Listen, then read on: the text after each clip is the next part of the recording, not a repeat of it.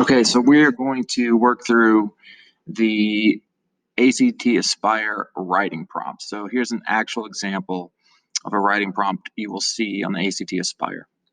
And by the end of this video, hopefully you will have a plan on how to do your best with this prompt. So what I want you to do first is just read the prompt to yourself.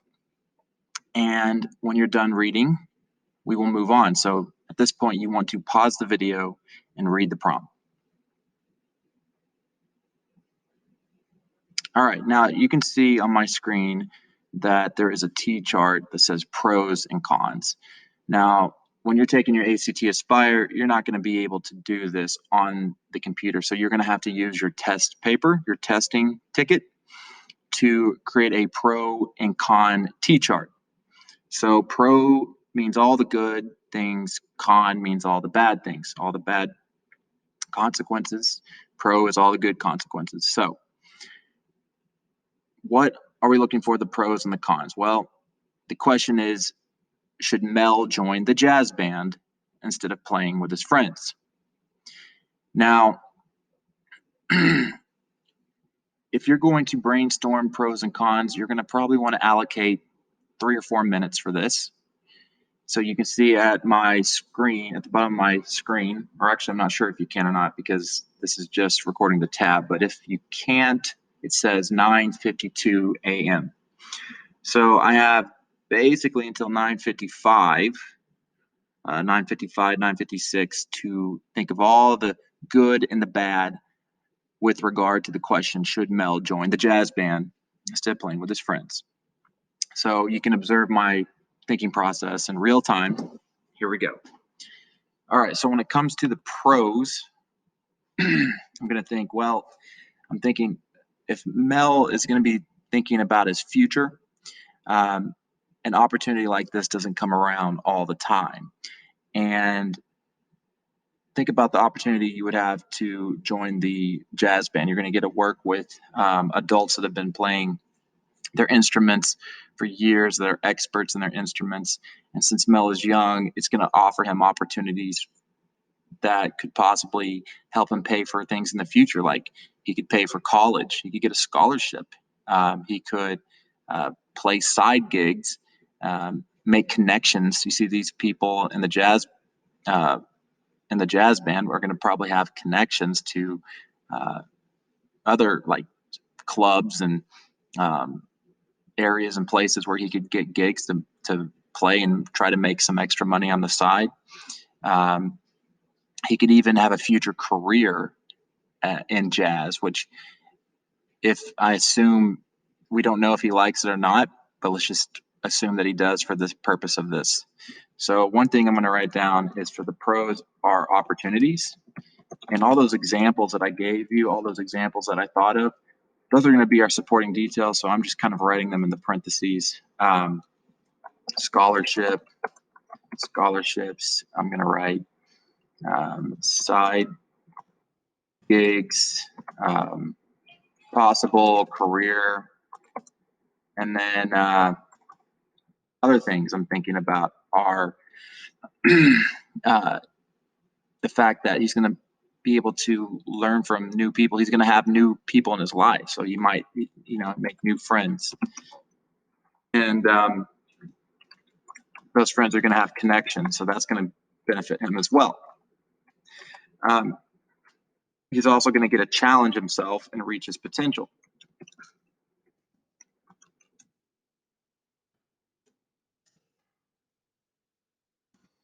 Now, right now I'm looking at the clock. It's 9:55, so I need to start wrapping it up.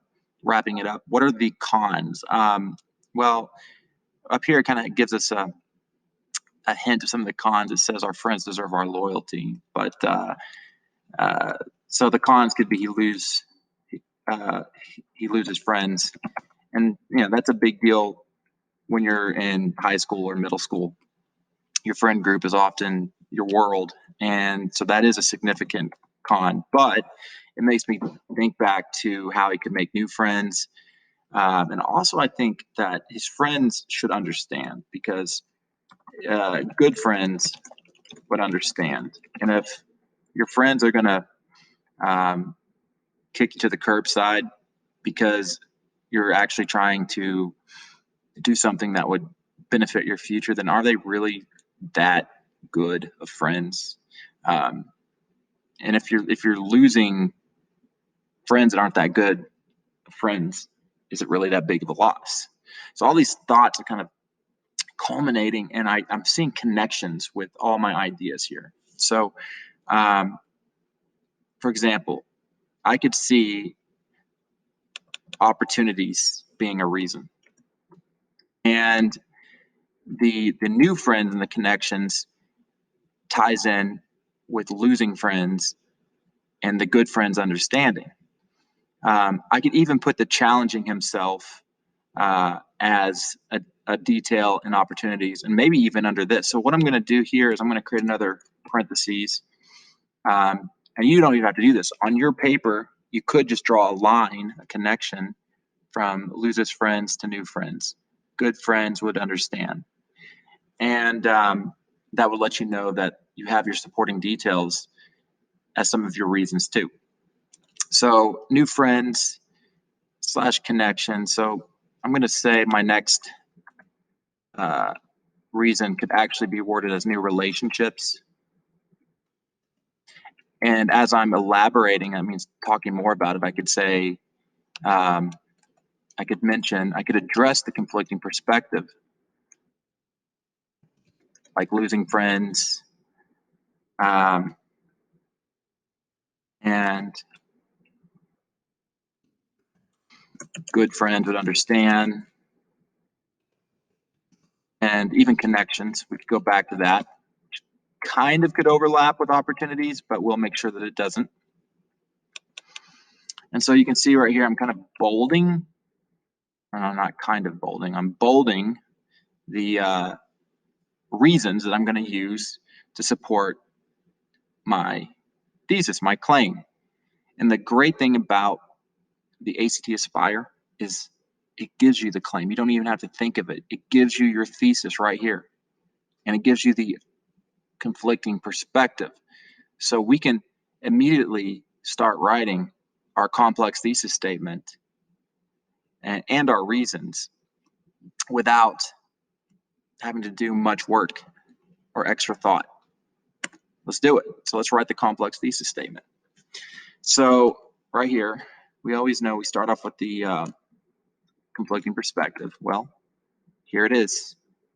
We're going with the yes. So the no is our conflicting perspective. So I'm starting off with my white buzzword while. Our friends deserve our loyalty.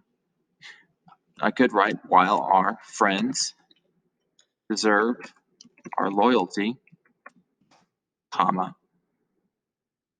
We owe it to ourselves to develop our individual talents to their maximum. Wow, look at how it just wrote itself. Now, something to note here. All year long, I've been drumming that you need to write in the third person point of view. But for the ACT Aspire, you do not have to. All right. You can, it's safe. You can always write in the third person point of view. But the point of view you choose to write in for the ACT Aspire is up to you. So if you want to keep this first person language, you can do it. Now, my second sentence is going to be my reasons here. All right. So while our friends deserve our loyalty, we owe it to ourselves to develop our individual talents to their maximum.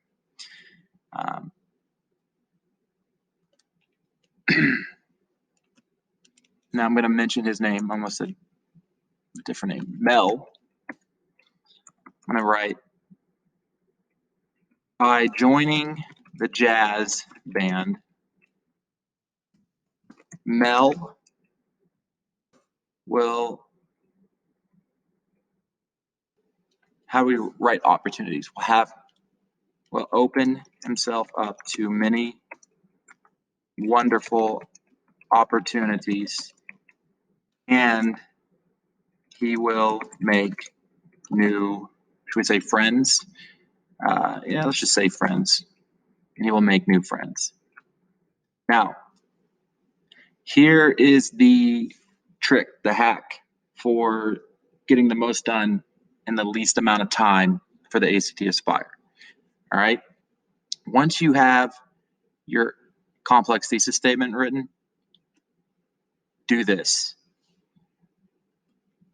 What you want to do next is you want to create the first sentence for your first main idea paragraph. So your first body paragraph. So what is our first reason? It's opportunities, right? He'll open himself up to many opportunities.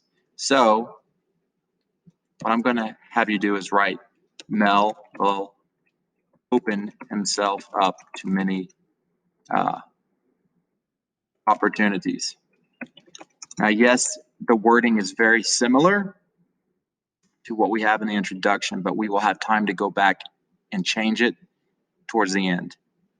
Remember, our second reason is he will make new friends. So here's what I want you to do for your second body paragraph. I want you to write whatever your second reason is with the word also. Let me say that again. I want you to write whatever your second reason is with the word also. And I want the word also to be in the middle somewhere. Do not start it off with the word also. Put it in the middle. So here's how it would look for our example.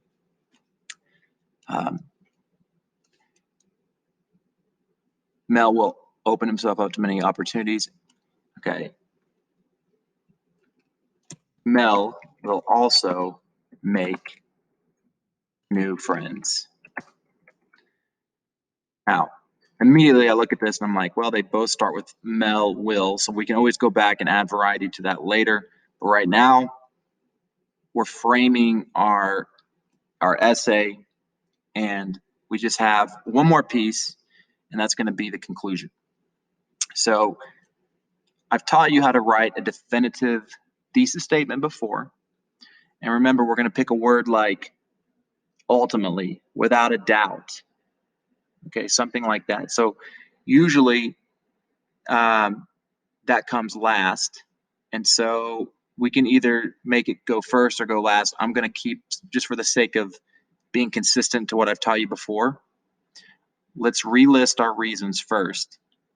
And then we're going to mention our definitive thesis statement. And we're not going to worry about the engaging piece until we're done writing the essay. So Mel will also make new friends. So I'm going to go, my reasons again, opportunities, new relationships. So we could say, to conclude, the Mel may have some, I'm going to talk about the con, Mel may have some have to make some sacrifices by leaving the band. The opportunities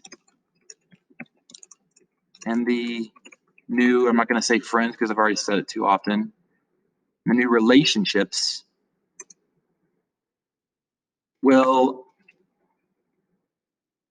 help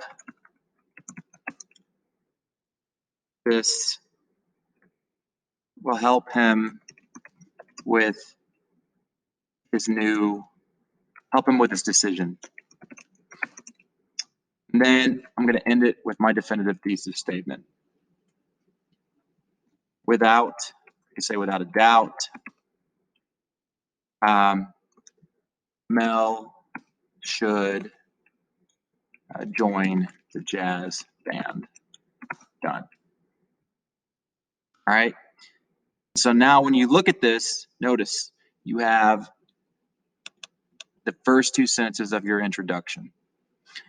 You have the first sentence of your first body paragraph. You have the first sentence of your second body paragraph, and you have the